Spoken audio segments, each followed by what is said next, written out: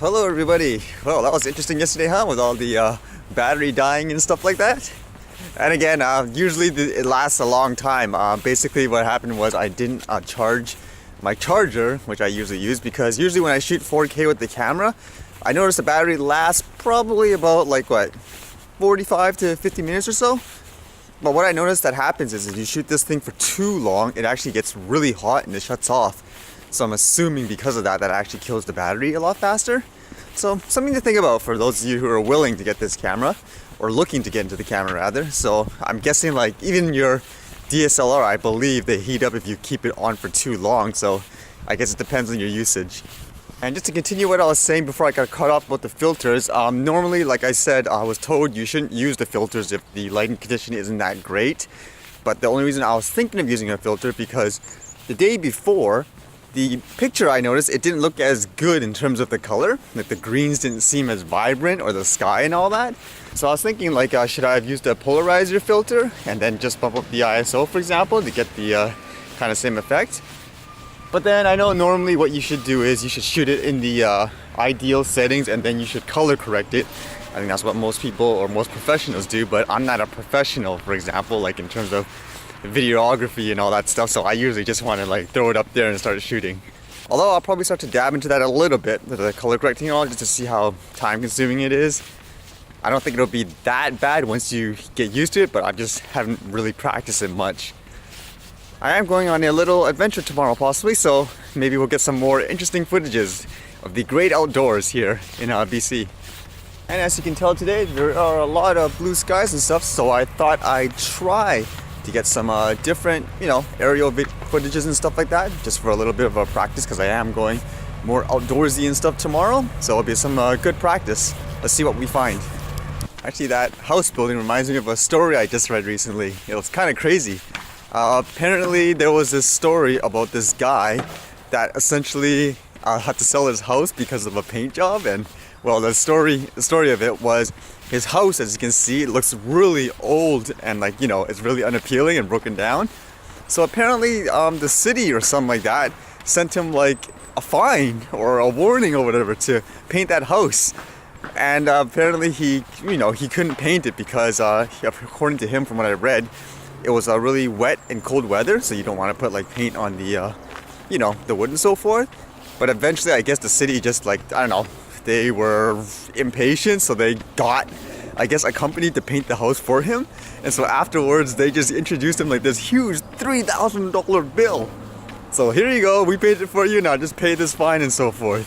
And so because of that, he's just trying to move out the city and all that. I'm holy cow, what kind of stupid bylaw is that? My goodness. It kind of reminded me of, if you guys remember, the bylaw person coming where we flew the drone. I'm wondering if it's that crazy. Who makes up these rules? Holy, who's that hurting exactly? I mean, the guy's house like that, the guy's house like that. Is it does it drop the value property or whatever that much, with one house? Or is it in anybody's right to force the guy to paint his house? My goodness, ridiculous. That's all I gotta say about that. Man, this place looks almost completely different without the snow now.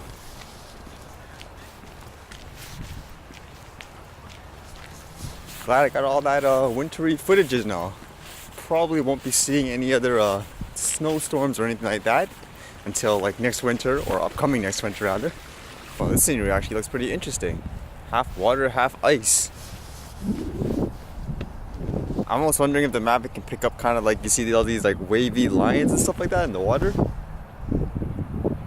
Like that, I'm guessing, regardless of even if the lighting condition is good, you probably still need a filter to cut that reflection out of the water. Kind of funny because while I was flying my drone, there's a gentleman that came up to me. He's like, "Is that yours?" And he's like, "Why are you pointing over there? And my drone's over there, right?" So I was like, "No, is that one over there?" He's like, "No, that one." So it was a real airplane, way farther away. Yeah, that would be a little scary to fly a drone, so to speak, that big, huh?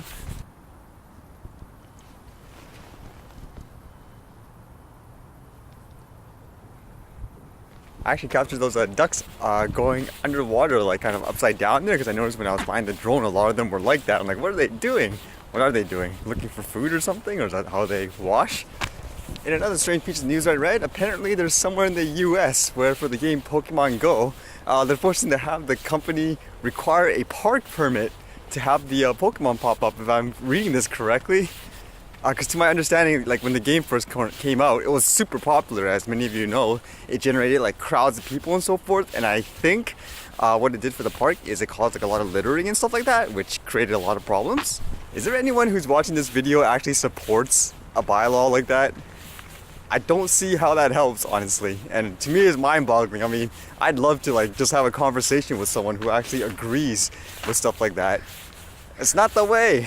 I mean, don't you want more people to go to the park? I mean, if anything, just get the people who are like not littering or whatever and so forth. I mean, get them to help out. Get them to like community police, if that's what you want to call it, to get people to stop like, you know, littering, pick up after themselves and all that. I was just thinking too, I sure know how to pick hobbies, huh? Everything from drones to video games. It seems like all these bylaws are trying to like stop you from doing that stuff. Looks like all the ice melted on this lake here.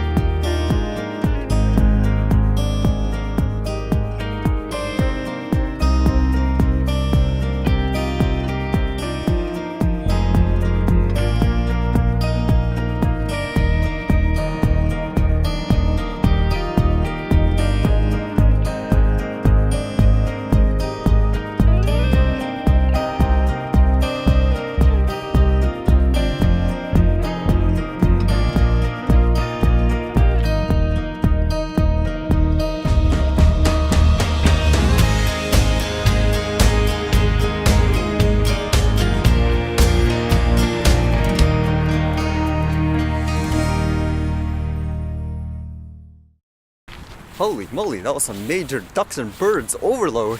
I'm hoping all the footages and stuff turned out pretty good, because that was kind of a spur of the moment. There was a guy there like feeding the birds and they all just like gathered up. That was a first. Can't wait to get home and see how it all turned out. And I'll edit it all for you to see. Other than that, tomorrow is another day. I have an interesting adventure lined up, so I'll see you guys later.